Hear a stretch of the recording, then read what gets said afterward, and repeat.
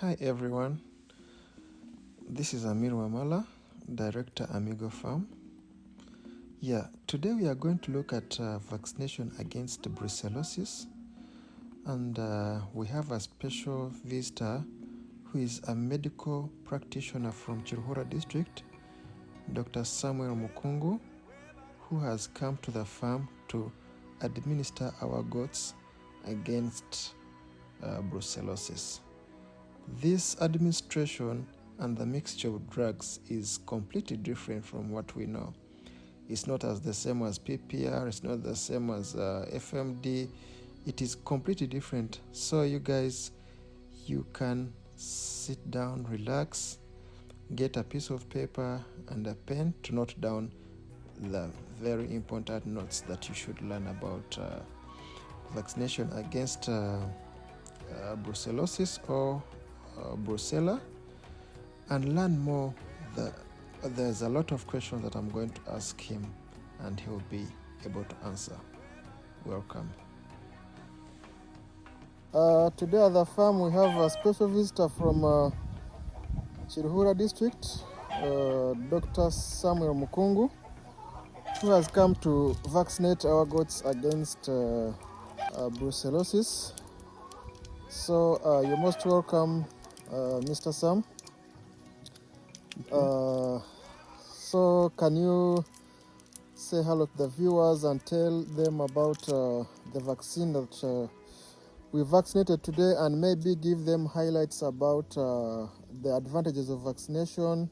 The vaccines are supposed to be vaccinated, the duration. I mean, when you vaccinate PPR, how long does it take someone to vaccinate brucellosis? So you're welcome to the platform. Okay, thank you. By names, I'm Dr. Samuel Mukungu. I'm a practitioner, veterinary, working under Chirhura District Local Government. Currently, we have vaccinated our goats against brucellosis, and we are using a strain of meritensi in goats. Preferably, it is ideal to vaccinate goats because brucella has a lot of constraints economically and health-wise to the goats. So we have followed our schedule, and today is the day, though it is a Sunday, but at least we have worked hard to fulfill because it's on our schedule. So the vaccine we've used, we've got it from Amazon Pharmaceuticals from Kampala. It came with a good supervision and a cold chain. It reached the farm when it is okay. We mixed it, we diluted it, then we used ochula root, a single eye drop per goat in the eye, and we are vaccinating the goats. The kids we are vaccinating from 3 months to 6 months. We are not vaccinating pregnant goats, and all the male we have vaccinated, and yes, it has been so effective, and cold chain, we have managed it. We've recently vaccinated Clostridia. We have vaccinated FMD. That is still in our records, and we are trying to keep a keen eye on the schedules. So for brucella, ideally, we give it like once in a while, but still, our goats produce each and every day, so we have to monitor the dates. I can say now, like example, for PPR, it's also a single shot per goat in a lifetime. Ideally, it takes 3 years, but you find some farmers don't keep goats more than 3 years. So you give it once, then you find it's hardly to repeat vaccinating PPR to that same goat, because you find the goat is already sold out. But it's that we are going to get some new babies each and every day, and those babies need again to get vaccinated. So we also schedule maybe this period we have to give our PPR vaccine. Clostridia, still we vaccinated. Clostridia, we vaccinate all goats, all age. Ideally, we give the first shot. We give a booster dose after 5 to 6 weeks. Then we repeat once in 6 months. Yes, and I think those are the diseases we have vaccinated so far. We're also following our deworming schedule. Ideally, we take for us we have been taking two months. We vaccinate, we deworm, sorry. Then we also do sample some of the goats. We do fecal analysis. We use the labs in Imbarara, labs in Sembabule, and labs in Rusheli. We get worm loads we have. Then they recommend to us which good dewormer to use, depending on the results from the lab. So we recently used Albavas 10%, and we are yet to take some more samples to see if we can analyze the fecal and we see what kind of worms we have at the farm, and we shall also be working on it depending on the results. Okay. Yes, thank you. Okay, now, Dr. Samuel, there is something that you've mentioned and people don't understand. It's about transporting vaccine. Are all vaccines supposed to be carried in a cold, iced place? Not all. Some, it depends on which kind of vaccine. Now, like some like FMD, that ECF vaccine, we use liquid we use nitrogen that is in negative 168 degrees Celsius. So it depends. This ice is more of just to maintain a cold chain of 2 to 8, but it's not necessarily each vaccine. And some vaccines now, like the Salmonella, we tend to first use cold chain. When they reach the farm, especially in our poultry, we take the vaccine out, we leave it to on room temperature to first cool down, then we start vaccinating. So ideally, each vaccine comes with each particular kind of how we can transport it. Okay. Another question that I normally receive from farmers around, what is the most common disease that they should look at vaccinating in the region? The most dangerous disease that are supposed to be looked at before any? In goats. Yes, in goats. Okay, thank you for that question. Now, it depends. The prevalence of a disease determines on how serious the disease is. Now, like here in our locality in Chiruhura, we have a challenge with the PPL, and PPL is more serious than ever. Ideally, in a year, we are still on a fight to eliminate and eradicate it. You find we have a lot of cases within our locality, and farmers, we engage them to vaccinate. We train them, and vaccination should be part of them, such that we can, at the end of the day, we can eliminate. Now here in Chiruhura, we have serious diseases of PPL, we have Clostridial diseases, we have FMD, that is foot and mouth disease. We have, I think those are the most common ones here in our setting. And you will find in like regions like Rwanda, they have their own challenges, of which I can't mention now, I don't know. But you may find they have also problems with Clostridia, PPL, which they need to vaccinate, Salmonella, anthrax. So it depends. But ideally here for anthrax, we are okay. But still, our challenge is still on Clostridia, PPL, and Brucella. Though the cases for Brucella are still minimal, in goats they are still minimal, but although they are still there. Yes, thank you. So it's very important, to vaccinate the any disease against. Yes. Even though it's not common, but it may come. It may come anytime. Of course. So another question is the duration. When you vaccinate against certain disease, when are you supposed to vaccinate another? I will take an average of 6 months, because most of the vaccines we have we have to do them twice in a year. So ideally, I will take an average of 6 months for most of the diseases we are vaccinating against. Okay.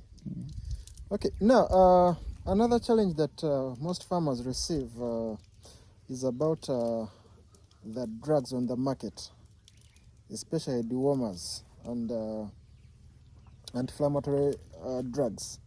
What advice do you give to farmer out there? What can they do?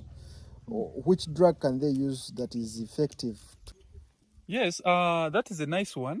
For the farmers, I will insist farmers should engage with a local vet or a local vet practitioner, and they should also familiarize using laboratory.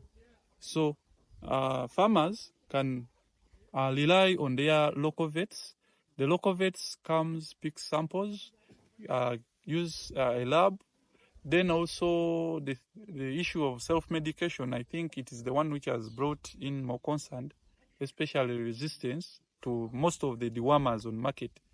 Ideally, a farmer should engage with a local vet.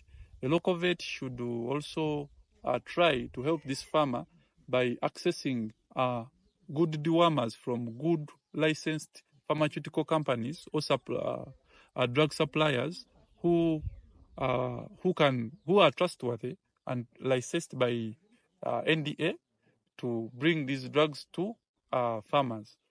So ideally, most farmers here are doing self-medication, and they are not keen at observing a dosage depending on the weight.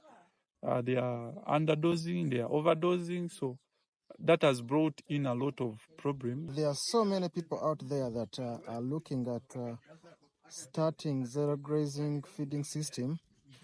What advice do you give them? Because I always, whenever I'm talking about farming, I always tell people about the advantages on a zero grazing feeding system. They asked me about disadvantages. I don't have any. The only one that I know is when you're starting it, it's more costly. But when you master it, it is okay.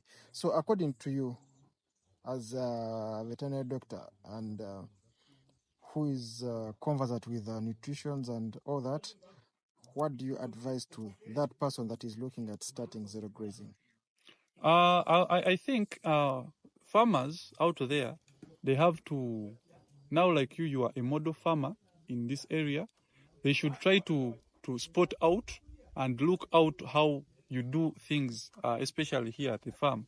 Most of the farmers here in Chiruhura, they are doing extension farming, whereby they leave their goats and they rot around. They don't bother about their nutrition. But ideally, in zero grazing, there are some things we have to consider. One, health of the goats, health of the animals.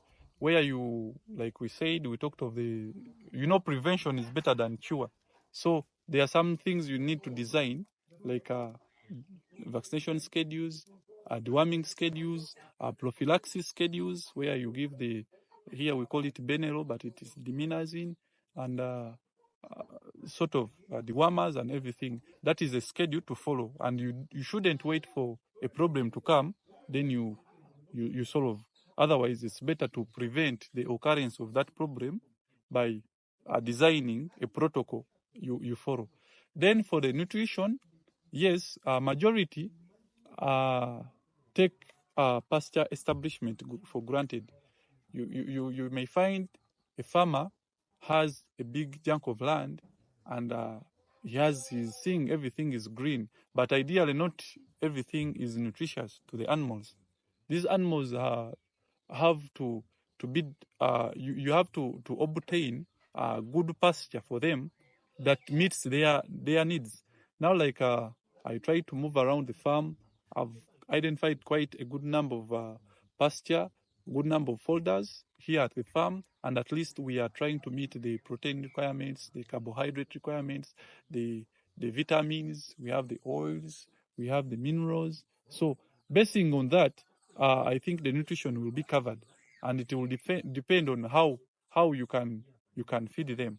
Still, that is more of something to do with the demo. If a farmer wants to adapt this knowledge, I think he should reserve some time, visit here, and try to see how things are done here. So smart, so arranged, so programmed, and I think at the end of the day, he will be able to see how we can establish this zero grazing unit at his farm. Okay, so ladies and gentlemen, in case you are around Chiruhura, Mr. Samuel works at the district, Chiruhura district. So in case you need any help, you can contact me and I can give you his contact for further explanation. Yeah, so I think you have understood why I always emphasize on you people to do zero grazing. It's not all about having a small piece of land. You could be having a huge piece of land, but you want to put your things in place to easily manage, to track the feeding, and to know everything about your animals. So the zero grazing feeding system is the best. So lastly, which advice do you give to these farmers that are on a free range?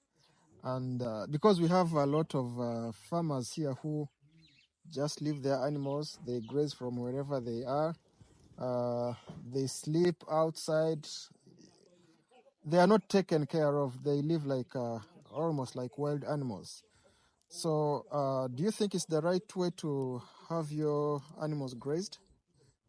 Or they can copy and come up with something like having a house for the goats, getting a worker to look after them, like herdsmen to take care of the animals. What do you advise these people, especially in the Chiruhura district, who take goats for granted, who take them like pets? What do you advise them? Okay. Thanks for that question. Still, it's a concern. One, I would advise farmers in Chiruhura to love their animals, to love what they do. Stop doing things for prestige. Stop rearing. Stop being animal keepers. You know, there is a difference between a farmer and an animal keeper. So, and majority of our farmers, majority of our people here are cattle keepers, not farmers.